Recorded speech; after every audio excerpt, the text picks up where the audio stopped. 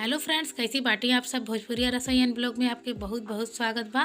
तो फ्रेंड्स, आज हम आपके सिर्फ 5 रुपया में घर पे ढेर सारा पॉपकॉर्न बनाए के सबसे आसान तरीका बताइए।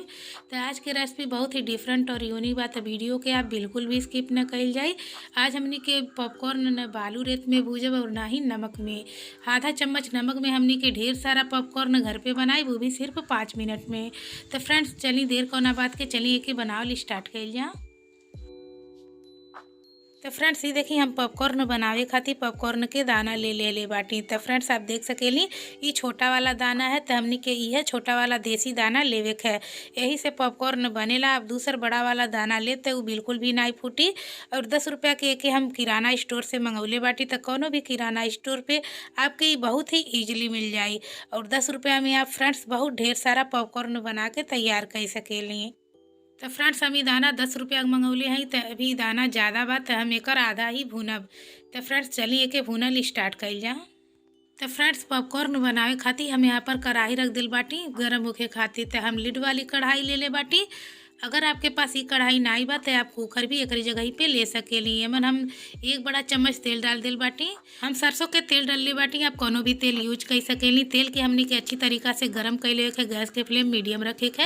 और जैसे ही तेल गरम हो जाए हमनी के पॉपकॉर्न के दाना डाल देवे के। पॉपकॉर्न के दाना डालने के बाद आधा चम्मच हमनी के नमक डाल देवे के। एक ये तरीका से हिला के मिक्स कर देवे के फ्रेंड्स। और एमन हमनी के ज़्यादा नमक नहीं ऐड करे के, स्वादानुसार ही नमक ऐड करे के, ताकि हमनी के भूजा जौन है वो खैले में निमकी निमकी लगे। एके मिक्स कैले के बाद हमनी के लिड से के कवर कर देवे के। और आप देख सकेली लिड में छोटा सा छेद बा, तेमन हम फॉइल पेपर लगा देते हैं। आप नहीं लगाए तब भी कोनो दिक्कत नहीं बा। गैस के फ्लेम हमनी के मीडियम रखे के।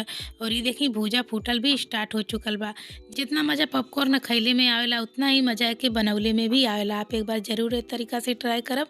अगर एक बार आप एके ट्राई कर लेब तो बार बार आप यही तरीका से बनाइब और मार्केट के पॉपकॉर्न तो खाइल भूल ही जाइब।